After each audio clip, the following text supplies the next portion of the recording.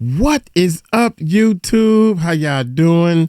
Check it out. This is the second part of Rotten Mangoes, man. Y'all go over to their channel and check them out, man. Hit that subscribe button and hit that bell on this channel. Then go over there, hit that subscribe button and hit that bell on their channel. Jeffrey Epstein's, we got to cover that too. I'm scared to cover that one. I'm scared to cover that one right there. But Abercrombie CEO, I can't even say the names. So I definitely ain't trying to wear their clothes. Never knew all this stuff was going on. And it's clear that the dude is attracted to men. That is clear. I can look, if you are a man that owns this whole situation, so to speak, yeah, and you want topless men and men to be at the front of your greeting the people with the topless, yeah. You know what you like, so you know what other men like you like, and that's what the people buy. The undercover men. So he's targeting, to me, the undercover men or the men that think they want to be sexy for women. Yeah, that's the flip. That's what they targeting. But anyway, let's pick up where we left off at, and I'm just gonna rewind just a little bit because this part right here needs to be said twice. Here we go. Check that out. I could go to the mall and verify what our client had told us, and so I did that. I would go into the Abercrombie store and look at all the retail workers there, and then I would go across the hall to another retail establishment, Old Navy, Banana Republic, or The Gap, and the contrast was just striking. One former employee said online, I cut my hair into a short afro, and the next day at work, my manager immediately told me to go home because my hair no longer fit the approved styles in the company lookbook. They showed me all the approved styles, all of which I obviously couldn't. Now, the one on the bottom right, well, that's the shortest. What? Well, the one two from the end is short, but that's a straight hair. Oh my God. Replicate with a 1-inch curly afro. It was very clear that when my hair was chemically straightened, it was approved. But that when I allowed my hair to grow naturally, it became a problem. As a young Black woman, it definitely hurt to think that my natural look wasn't, quote, acceptable. They essentially refused to schedule me until I made my hair look white again. So I just kind of never showed up again. Allegedly, Abercrombie attorneys tried to argue that they were not fired due to racial discrimination. They were fired because, for a lack of better words, they were ugly. They just weren't good enough to work the floor ultimately. Abercrombie settled and they never admitted guilt. Abercrombie did settle for $40 million. They paid out to thousands of people, so they didn't really make that much money. But Abercrombie, however, was forced to sign a consent decree, basically agreeing to change their recruiting, hiring, and marketing practices, meaning that they would have to report to a court-appointed monitor for 6 years, which sounds very serious. It sounds very committed, but it's not. Nothing happens if they miss a benchmark. They just had to hire a VP of diversity to promote diversity training for all employees with hiring authority, which again, doesn't really change anything because they just start calling front of house retail employees models. This is the loophole I'm telling you about. Because if you call them a model, you can technically discriminate on aesthetics. Models have to aesthetically look a certain way that fits the brand's image, whereas everyone working in the back of the store, stocking shelves, or in the back stock rooms, they were called impact employees. What does that mean? I guess they're impacting the store, but also impact, that's like basically saying diversity hire. Whoa. Impact employee. That's crazy. So they got a lawsuit for discriminating. Yes. And they're like, okay, I'm sorry. Here's some money. And I'm going to do it again. Yeah.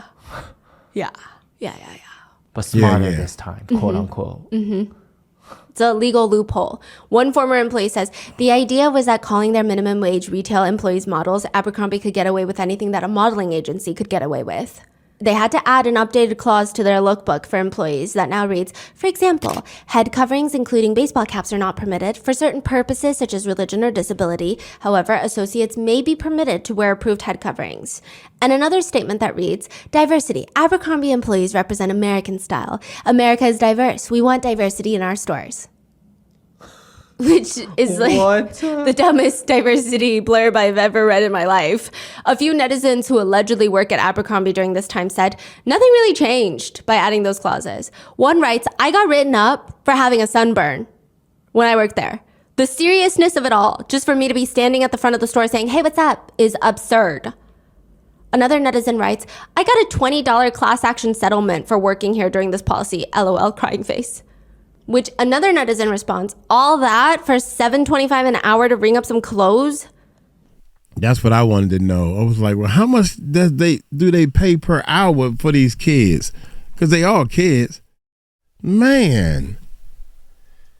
There were petitions at the time stating Abercrombie's brand is discrimination. They rooted themselves in discrimination at every single level. Side note, they really do. They were also sued for not having an accessible entrance to their store, one of their sister stores, Hollister, violating their Americans with Disabilities Act, which, side note, they tried to argue, well, technically it's fine, okay? There are steps, there's no ramp, there's steps, which nobody that is wheelchair bound could potentially ever possibly use safely, but it's fine because, quote, Hollister is like a fantasy of Southern California. It's all about hot lifeguards and beautiful beaches, young and fun. Hollister never takes life too seriously. The reason that specific store has no way for anyone with a wheelchair to get inside is because, quote, well, the entrance is supposed to look like an entry to a house in SoCal that you would walk up onto the porch or walk down onto the porch to enter like you do at a beach house. What are these arguments? The company's attorneys argued the stepped porches aren't discriminatory because they're visual displays that all customers, even disabled ones, can enjoy. The judge did not care. They are truly out here to offend and discriminate every single person known to existence, except a small group of super skinny, super rich white people who probably, hopefully, were so offended that they don't want to be a part of that either. The alleged former manager that did the AMA on Reddit says, if a person talks, looks, or acts gay, they're not supposed to be hired. This company builds itself on people. People are its only advertisement, they say. The people they put on a pedestal are straight, clean, young, usually white, people with clear skin and natural looks. Yeah, that means they must act and dress straight. Oh my God. That is crazy. Yeah. Oh my God. All of that. And they were hyped, so hyped for so long. Yes. Is it because maybe social media wasn't that advanced back then? So nobody can talk about these issues? I do think we have come a long way. I don't know if people who grew up in minority-dominated areas can resonate, but growing up in a white-dominated area, I definitely think that it was very normal to feel the pressure to be a part of that group. Right, fit in. Yeah, right. but then nowadays it's like, oh, I love being me. Right. Okay. But eventually, this all catches up to them. And the first to fall is Bruce Weber. Some say the main photographer for Abercrombie at the time, Bruce Weber, they don't call him Creepy Santa Claus for no reason. Those working with Abercrombie would later state and allege that there's something called being Bruceified. It's when a model gets a call to come to Bruce's hotel room privately to talk about future modeling opportunities. Or you go on a long walk with Bruce. You know when that person gets a call for a long walk, they're getting Bruceified. What is Bruceified? In this lawsuit as well? Bruce is not. Bruce is not. Okay. But he has his own lawsuits pending. Okay. Civil lawsuits. He's about to get many, Bruceified. over a dozen allegations of assault. What? Yeah, one model who worked with Bruce claims it's presented as an option, but it really isn't. Even nudity on sets, quote, the model that didn't go nude were always cut on day 2, and those who did would stay for additional shoot days. The boys who would socialize with Bruce after the shoots alone in his hotel room would get booked for longer, with a carrot of major campaigns being dangled in front of them. Sometimes models didn't even know why they had to be nude on set. It didn't even make sense. One model who worked with Bruce said, it unfolded slowly. He's directing you, and the peak of the moment is when you're fully exposed and being told to hold that pose, and you're wondering, what are these pictures even for? Because you're not on set. You're thinking, this is not what I'm getting paid for. Unfortunately, it does indeed get worse. Bruce allegedly had these breathing exercises. Many male models have come forward to say, yeah, that's not what the breathing exercises were. Let's be real. They allege that Bruce would have the model remove all their clothes. The model would then place his hand on his own chest. Bruce would put his hands on top of the male model's hands, like they're in a strange naked prayer. Except Bruce is fully clothed. Bruce Weber would allegedly have each of the models go lower and lower with their hands, as he's allegedly guiding them, but he's not. I guess if you really want to be technical, he's not really touching them. But allegedly, he said, the purpose of the exercise was so that the models could breathe and see how the energy flows in their body. And the energy seemed to always allegedly flow straight to their privates. Once they start rubbing their own genitals by coercion, by force, by choice, it's unclear, Bruce would allegedly take the male model's hand and eventually move it over to his own trousers. It's claimed he would have the male model rub his genitals through his pants by guiding their hands. One model states, I remember him putting his fingers in my mouth and him grabbing my privates. We never had or anything, but a lot of things happened, a lot of touching, a lot of molestation. But the models were told this was to help keep them vulnerable in a photo shoot. And that if they're vulnerable, they're going to go a lot further in their modeling career. If they're not vulnerable, you can imagine what happens. One former model says that he was on a photo shoot site. He gets a call. Day 3 photo shoot. There's a bunch of models there. He says it was day 3. All of a sudden the phone rings and I'm like, oh, I know what that is. Hey, Bobby, so I'm sending a car for you to come over and it's Bruce. I want you to come over to the hotel and we can talk. And at this moment, the moment is like, I'm not going. Like, I'm going to go home or not, right? So I tell him, yeah, so I'm not going to be able to make it. He was like, what? No, you have to come. It's going to be great for your career. So I'm like, yeah, no, I'm cool, Bruce, but thank you very much. And all of a sudden, we hang up. My phone rings in probably 1 minute. Let's just say less than 2 minutes. It rang again and I was like, hello? I pick it up and it's like, hey, Bobby, unfortunately, you're going to be cut and your flight is ready. Get your bags ready and then you have a flight out tonight. It was just like that instant. It was done. One male model filed a lawsuit against Bruce Weber for inappropriate touching during a casting session. He said he was 28, Bruce was 69, a full 48 years older. He alleges that he goes to Bruce's house and Bruce immediately pressures him to take off his clothes. And ultimately, the lawsuit alleges Bruce forces the model to rub his own privates because he looks too, quote, tense. While the suit claims Bruce is sitting there whispering creepy things like, if you just had the confidence, you would go really far. How far do you want to make it? How ambitious are you? Then Bruce allegedly put his fingers into the male model's mouth and kissed him on his way out of the apartment. What? This is the guy supposed to take the pictures. He's supposed to take pictures. You're supposed to snap the pictures. What is? Oh my God, man! Y'all some slick people, man. Y'all are so slick. Really far. How far do you want to make it? How ambitious are you? Then Bruce allegedly put his fingers into the male model's mouth and kissed him on his way out of the apartment. That is not the only one that's spoken out about alleged misconduct by Bruce. Another male model alleges that Bruce kept telling him to dress completely nude for Calvin Klein, which the model didn't think made sense because, what do you mean? He later realized the nude photos were for Bruce to show Calvin of Calvin Klein. I guess to approve or not approve? I don't know.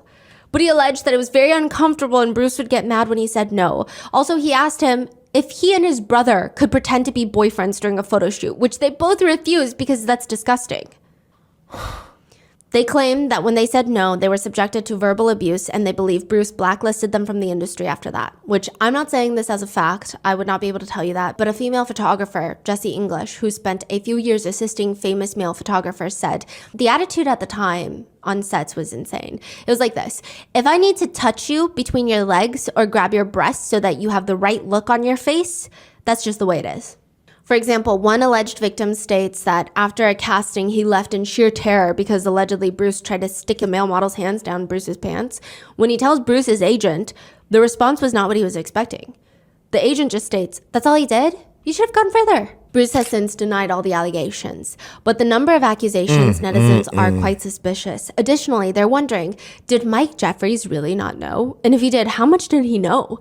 One former model states, and we can infer from his statement that Mike Jeffries allegedly knew it all. He says, it felt like they were always implementing a new step in the process at Abercrombie, like during the photo shoots. One of which was you had to go into like this tent that was closed off and it was just Bruce Weber and Mike Jeffries in there. Literally, it was an interview to see if they liked your personality, who you were, and what you brought to the table.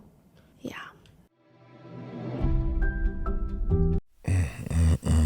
God dang it.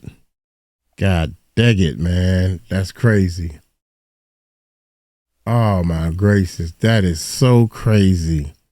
I can't fathom this, man. Because other men don't turn me on. So I cannot believe that there's so many men out there. And I think I'm starting to understand and realize that I think that they get more pleasure from turning a straight man into some gay stuff. I think they get more of a pleasure for doing that, Puffy and the rest of the crew.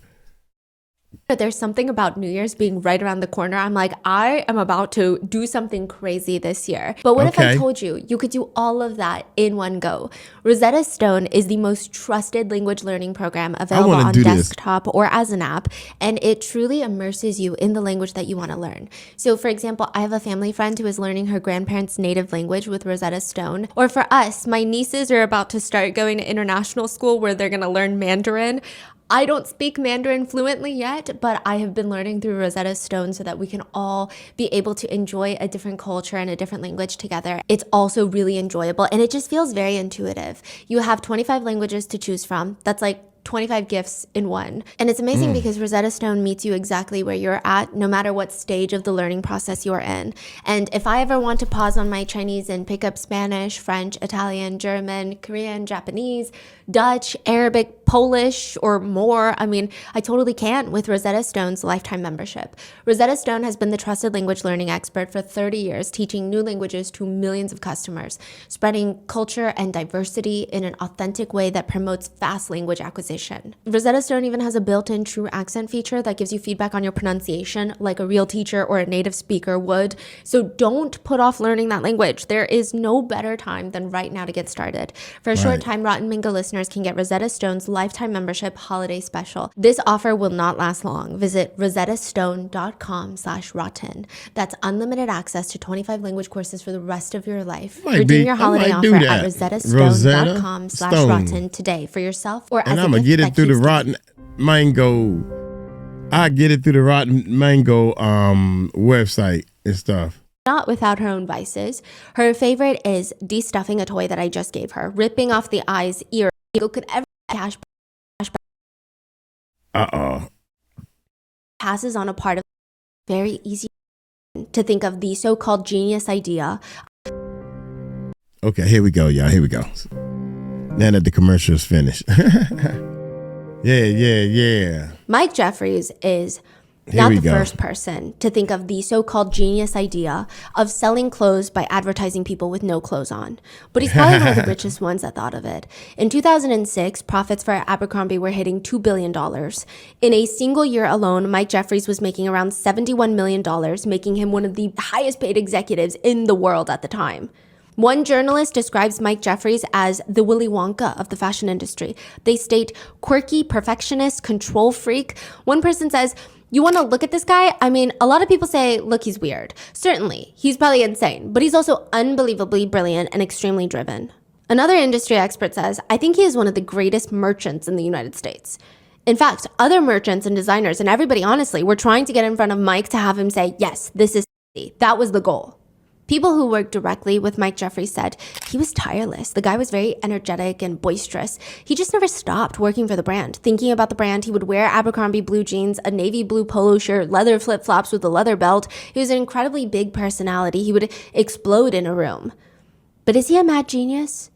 Abercrombie's whole approach isn't particularly original. Not saying it doesn't work, but the brand is a mixture of two. It's a mixture of Calvin Klein and Ralph Lauren.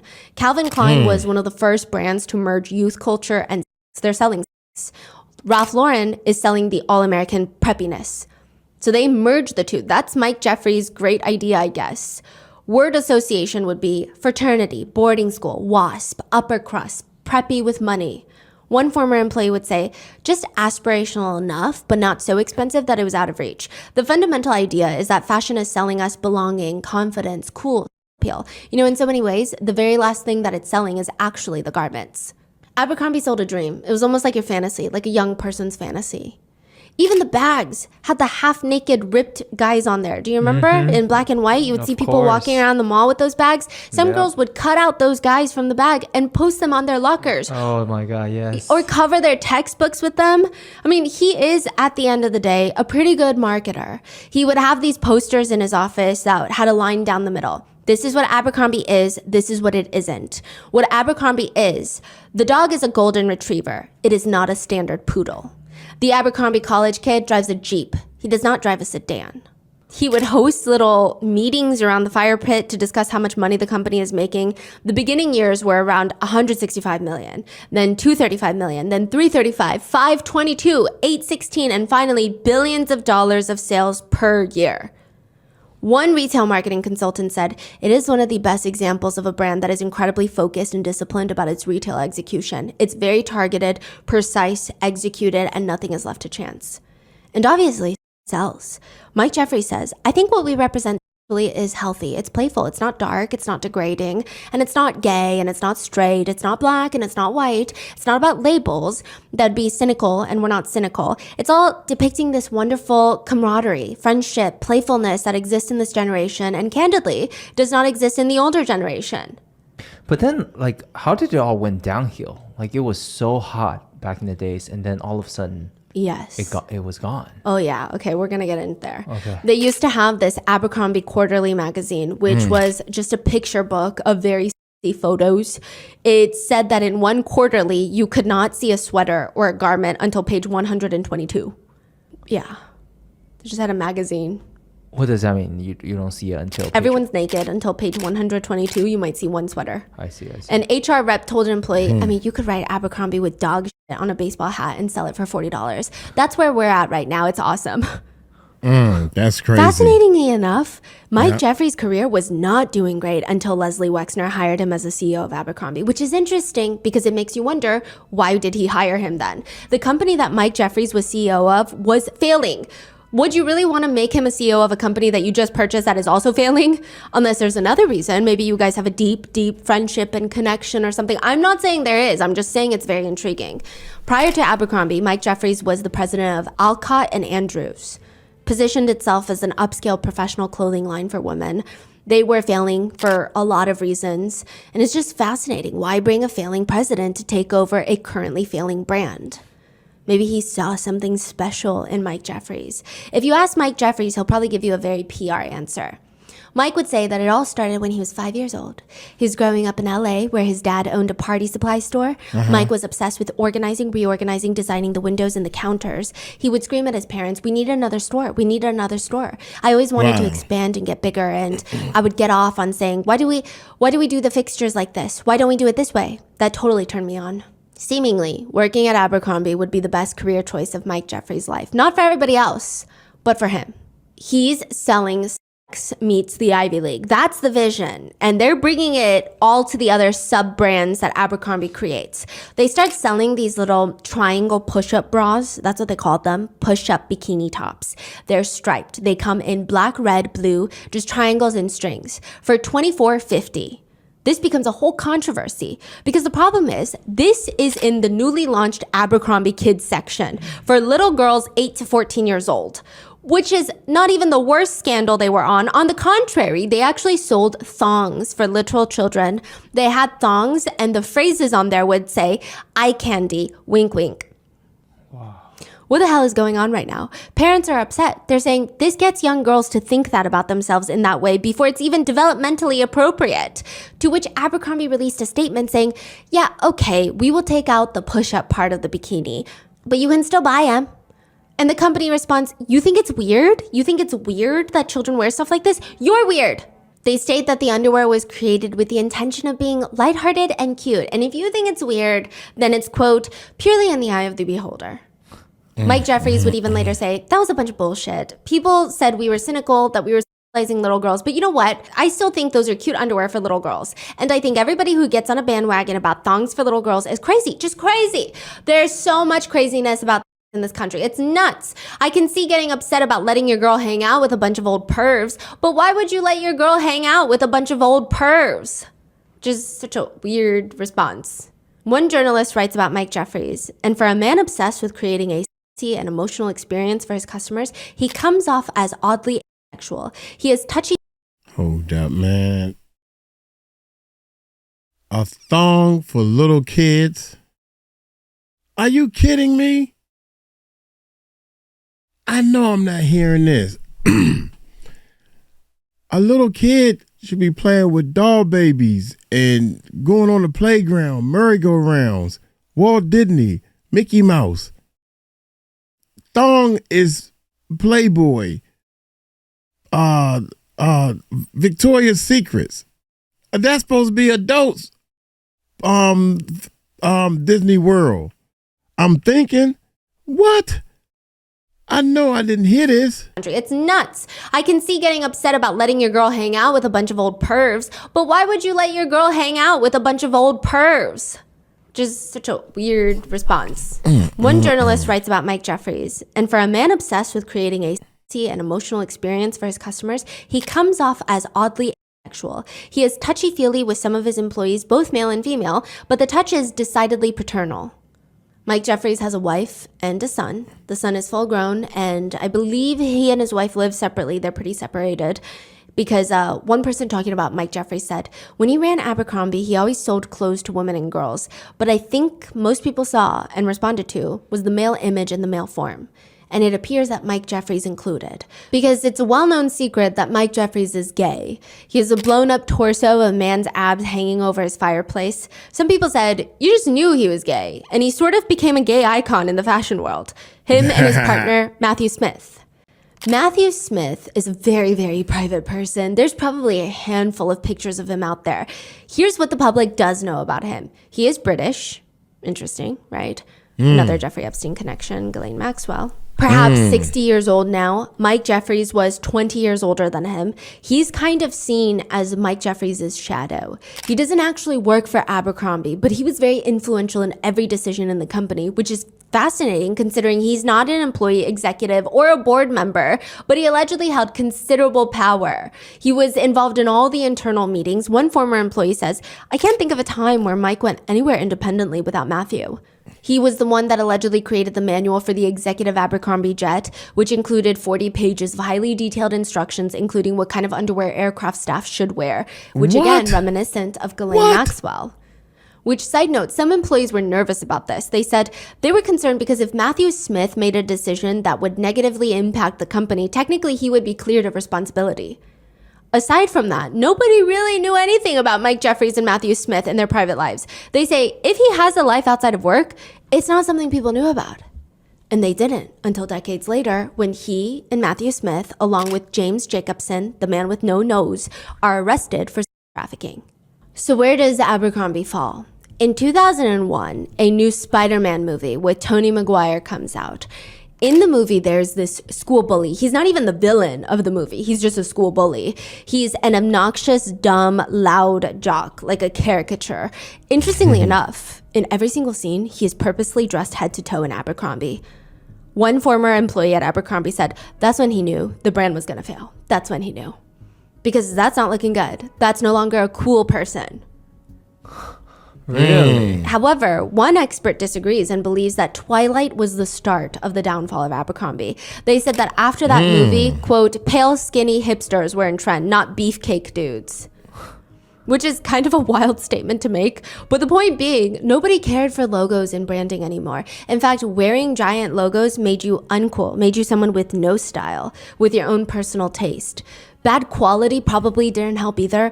One former employee said, we were forced to wear their leather sandals with no support or padding. Over time, employees' feet actually flattened. And then I hated wearing those tight pants or jeggings. They were so tight and you would get yeast infections and you can't move well enough to do your job. The dye on the jeans would actually make your legs turn blue if you wore them long enough. Wow, man, that is crazy. Especially the sandal thing, man. You gotta be careful about what you put on your body, period, man. That's how the products were feeling, but they're asking for premium prices. On top of that, another former employee states, at some point, those kids that learned it wasn't cool to be bullied growing up, they grew up and they decided they didn't want to spend money at a place that made them feel bad. Exclusion just stopped being cool. What? So, yeah, bullying, yeah.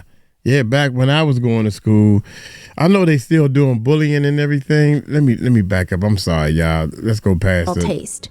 Bad quality probably didn't help either. One former employee said, we were forced to wear their leather sandals with no support or padding. Over time, employees' feet actually flattened. And then I hated wearing those tight pants or jeggings. They were so tight and you would get yeast infections and you can't move well enough to do your job. The dye on the jeans would actually make your legs turn blue if you wore them long enough. That's how the products were feeling, but they're asking for premium prices. On top of that, another former employee states, at some point, those kids that learned it wasn't cool to be bullied growing up, they grew up and they decided they didn't want to spend money at a place that made them feel bad. Exclusion just stopped being cool. There were these criticisms that Mike Jeffries is losing touch with keeping up with the customers' changing taste. He didn't lower prices at all during a recession. Abercrombie & Fitch no longer felt cool and exclusive. It just felt expensive. The brand was becoming, frankly, irrelevant, and shareholders were not happy that Mike Jeffries was leading the brand into irrelevancy, but was still paying himself $40 million a year. And I guess he could feel it, that he was going to get ousted because he just quits out of nowhere. After 22 years, he resigns. Nobody hears from him again.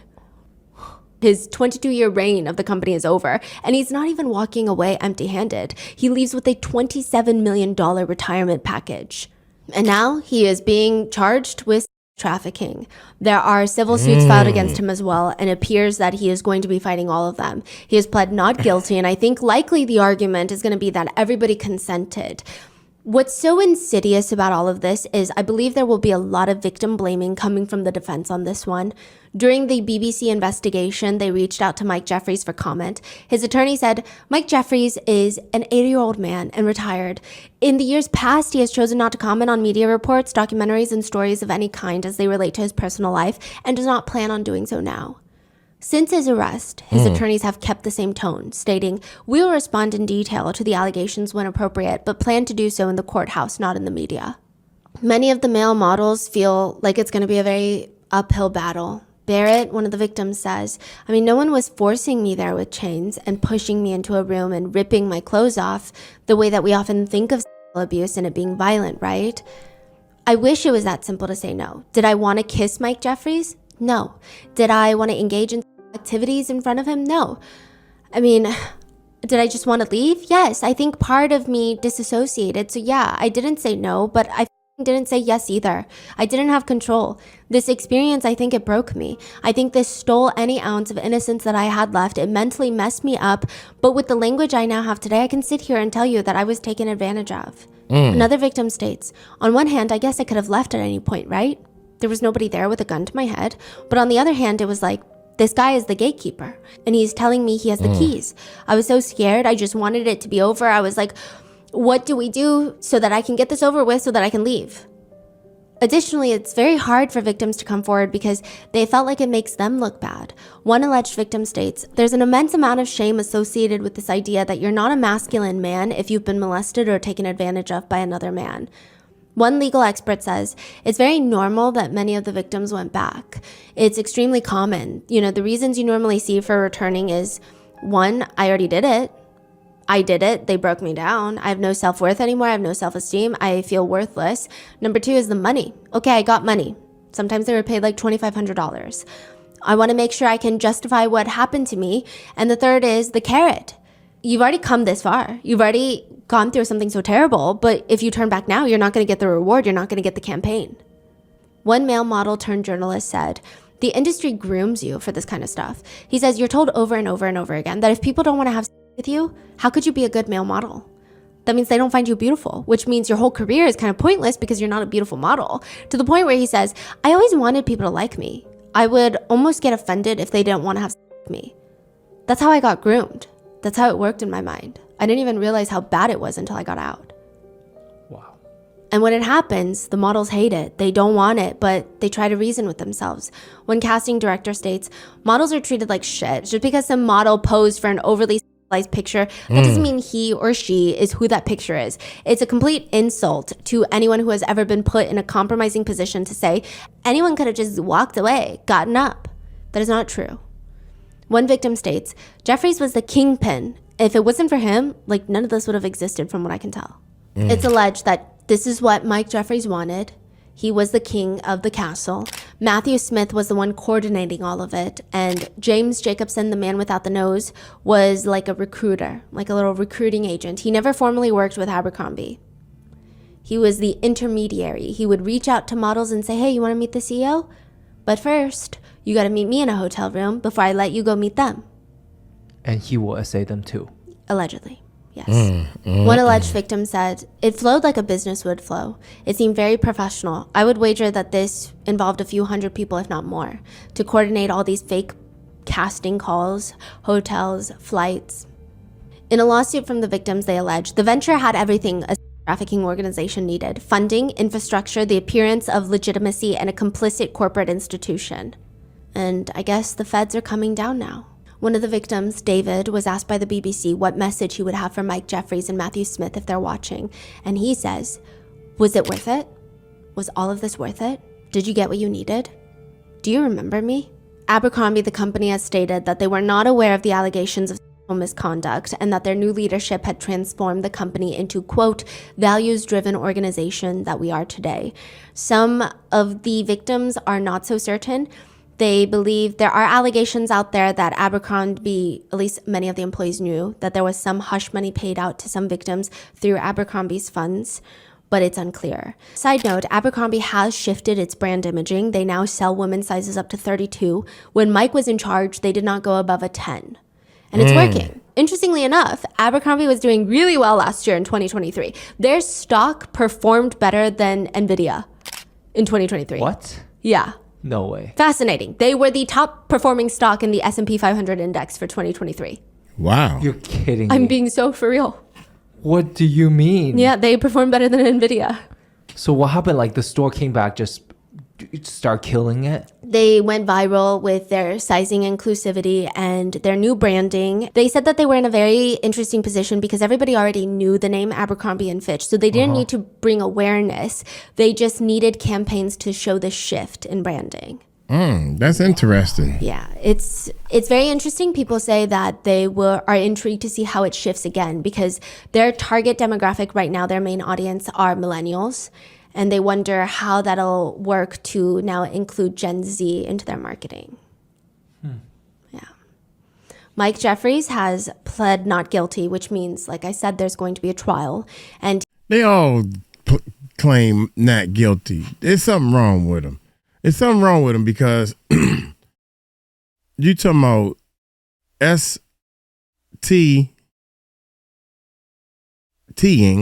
I'm trying to do I want to say trafficking so bad so I can get on with my point. But anyway, not me. I am innocent of that. I'm not. Who says that they guilty?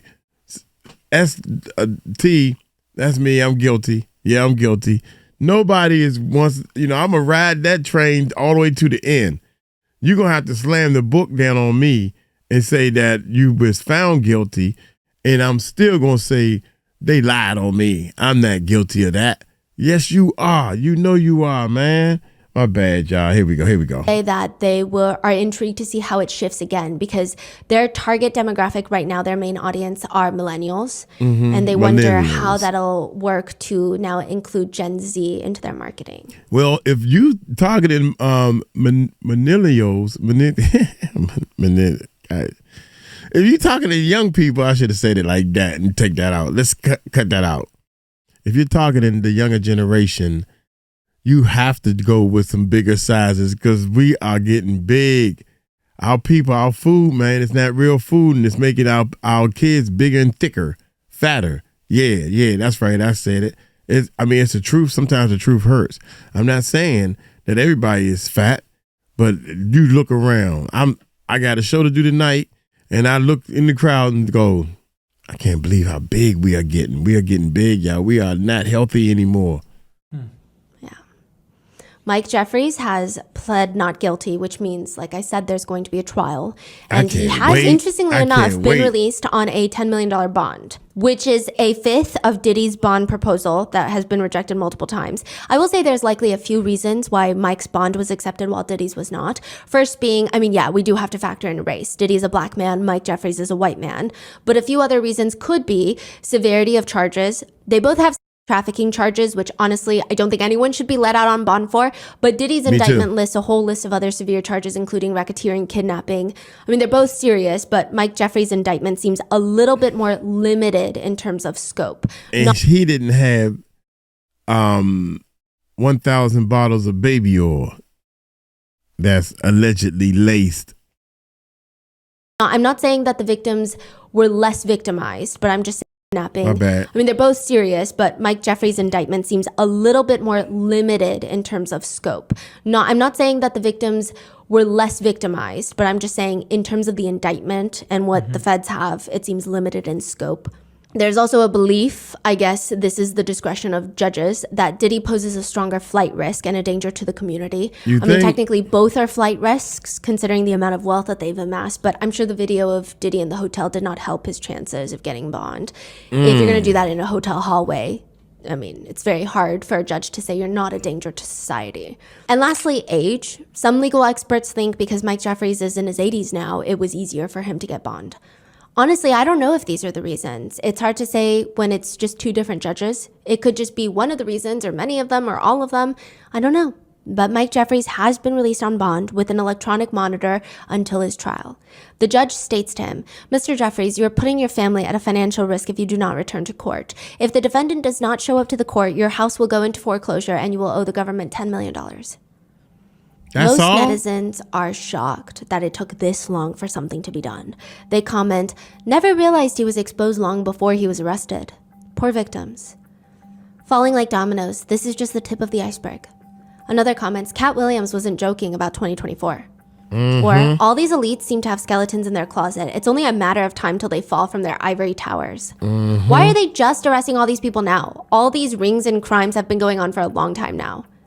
Which another netizen feels frustration that Mike Jeffries is so old and he's just now being charged. They write, I'm guessing he had been doing that for years. They always wait until they're on their dying beds to arrest him. He's got like 2 full years of life left anyway.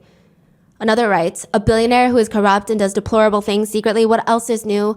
All these rich guys look like they would be into some weird things. Side note, I don't know if Mike Jeffries is a billionaire. Some netizens are more focused on his looks. He looks like the monster Dr. Frankenstein created. He does have some botched plastic surgery and fillers. And they comment, this is the guy that said ugly people shouldn't wear his company's clothes? He looks like one of those creatures off the Hills Have Eyes. Innocent till proven guilty, but very guilty of bad plastic surgery, is another comment. Wow. Some netizens think that Diddy is the... Wait a minute. What they say? He looks like one of those creatures off the Hills Have Eyes.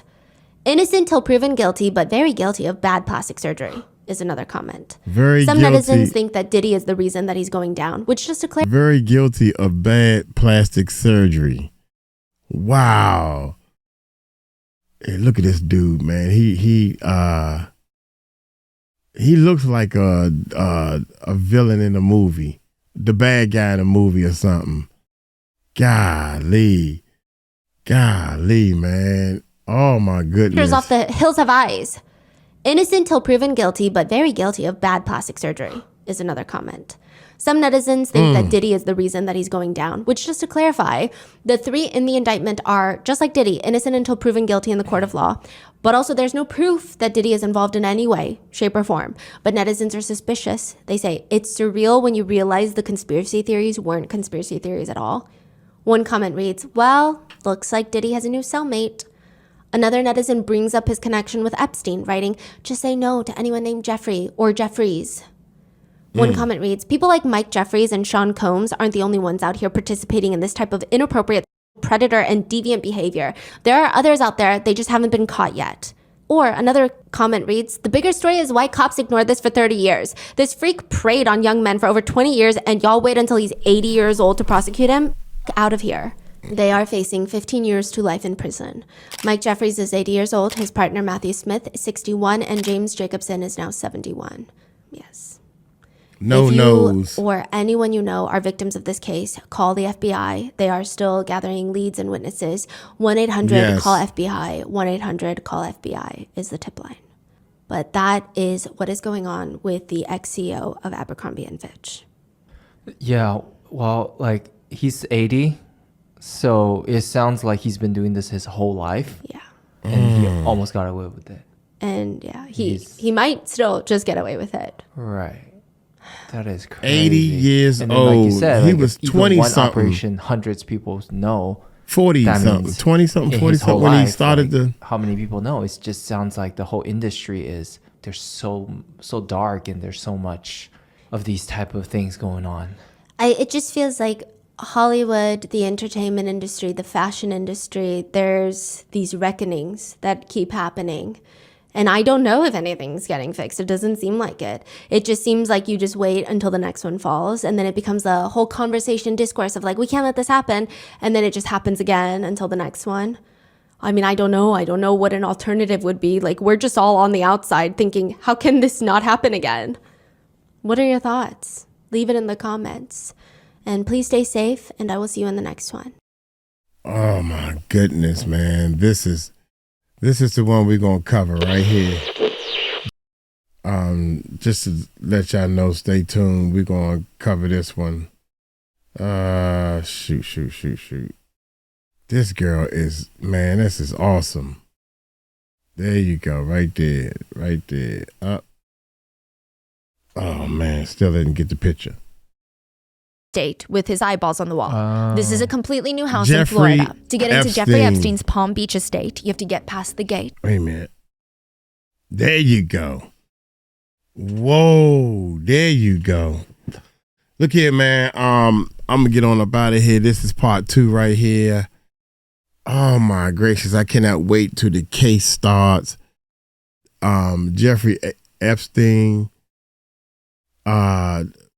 committed suicide in the jail, allegedly, and everybody's saying that that's not the case. They think they killed him to try to cover up some stuff. Maybe this other guy, Mike Jeffries, had something to do with him being off, because him and Puffy, because he was probably the key to try to put all this stuff together. Because, Puffy been allegedly getting rid of a lot of people. So, don't know, but I want to know. But anyway, I'm going to get on up out of here, man. This is sad. People are using all this power and all this money to do some negative things like that, man. So, look here, I'm going to get on up out of here. Hey, y'all, take it light, take it slow. Tell them Uncle Mike told you so. Peace out.